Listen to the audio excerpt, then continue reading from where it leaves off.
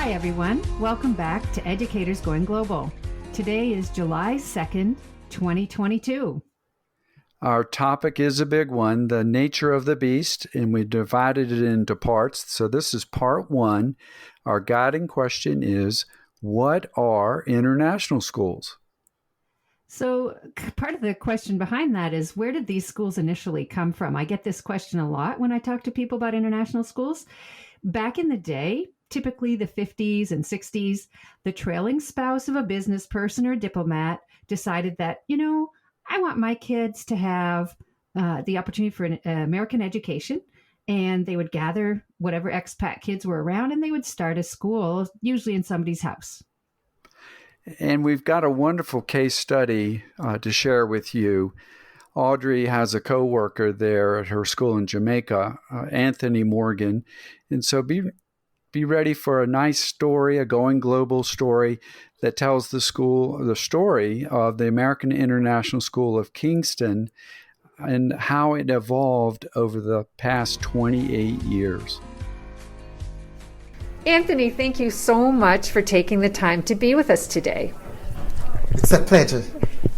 So my first question I have, you've been with the school for 28 years. That's a long time. That makes you the OG employee. And I'm wondering how your position has evolved over time and maybe a little bit about the origin of the school. Okay. The origin of the school started from expatriates from overseas, different countries, teachers. So one of the main one, while I was a security officer at the U.S. Embassy at the time, the company that I was working with called Intercon, which is no longer exists anymore. So the lady who started the school had two children in Jamaica, and they were going to private school here before. Mm-hmm. They didn't like it.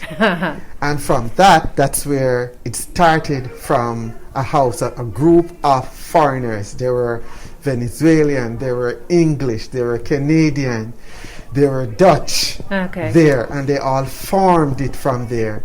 And as soon as I knew that was about to form and get to move to another location, I then quit my security job and get on board with them right there. Okay, so the school started very small as a group of kids, of parents that knew this person at the embassy. And then, so as it grew, it moved around a little bit and the size of the school changed maybe, and some teachers came on board. Tell me a little more about the growth and changes of the school. As it grew from home to another home, there was a great house where the U.S. Embassy is currently on. I think it was owned by some Deno family here in Jamaica, and they rented a section of the house, the great house, so they started a private school there. And from there it stayed there and grow a little, but then it becomes where they have to move from that great house to another house, and that other house is still on the U.S. Embassy property, which would have been 2 to 6 Bamboo Avenue.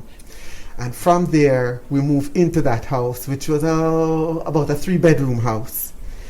And from there, that's where we started to grow again. We realized that house becomes so small now. We have to move to another house. Right. And it was a blessing because the U.S. Embassy did have another house across, and they rented it to the school for doing that. Okay. Yeah. So please describe a little bit the school as it is today. It's on its own purpose-built campus that's been here. You can tell us how long, and then sort of what kind of kids are at the school, the parents, etc., where they're from and that, and then the teachers, a little bit about the staff and where everyone's from. Okay. We now, after moving around from different locations, because we moved from 1 to 2 different locations, and the third one is our home, which is 2 College Green Avenue.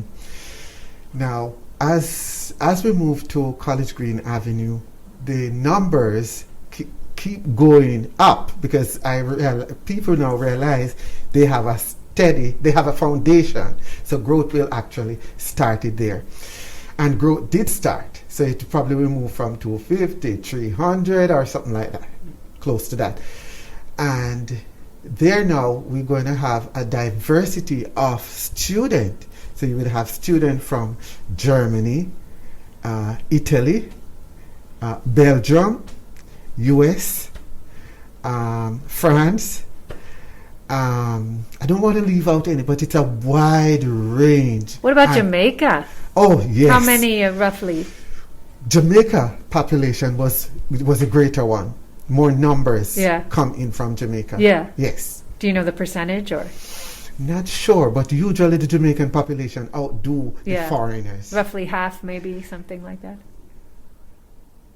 Our quarter. Quarter. Oh, quarter. Okay. Put it about a quarter. All right. Yeah. All right. Mm-hmm. Okay. Yeah. Okay. All right. So thank you. That gives us a little bit of an idea of the school, where it came from, where it is today. One last question. Do you have a fun story to share about as the school was growing or changing? Yes. My fun story, which is my favorite story. When the school started their art room, which we never had an art room, it was on a patio of one of these houses, a back patio. Yeah. And from the patio, it moved to a carport as we changed location. And that to me was fun. Yeah. Because it's changed from a patio to a carport to now today we have a state-of-the-art building, which is great. That is fun. Thank you. So that's the thing. These schools start small, they grow and develop, things change, the clientele, word spreads, and people start to realize, and then the clientele changes. And, most of these schools have a very similar story. So thank you so much, Anthony, for being with us today. So signing off from the American International School of Kingston in Kingston, Jamaica. Thank you. Thank you very much for having me. All right. Take care. I thought that was fun. In 30 years, I have not met someone who was part of the original group that established a school. And now we have so many other types of English language international schools that have been created along a multitude of models. It's so true. We have what's called an American school. We have what's called an international school. We have American international schools. And then actually, these are not new, but there have been for a long time Department of Defense schools, also known as DODS schools. And of course, there's the full range of nationalities where the French and the British, Italian, Japanese, Australian, Korean, Chinese, Canadian, and others have their own schools as well. And you might have heard of the UNIS schools, which stands for the United Nations Schools. My last place was in Vietnam, so there was one, or is one, in Hanoi. There are the United World Colleges. And of course, now there's this huge growth in more local, less international schools, but they're English language based. Thank you for joining us today on Educators Going Global. You can find this podcast on Apple Podcasts, Spotify, Google Podcasts, and all the other usual suspects. Please subscribe, like us, and leave a review on Apple and Spotify, and let your teaching friends know about us so we can grow our community. Please reach out at educatorsgoingglobal@gmail.com and join our Facebook group, Educators Going Global, if you have ideas, comments, or wish to share a Going Global story of your own. You can also find us on Instagram at Educators Going Global. Please visit our website as well, www.educatorsgoingglobal.com. All our podcast episodes are on there by topic, along with blog posts, Going Global stories, and our ever-growing resource library. For now, this is Audrey and David, inviting you to travel, teach, and connect with us.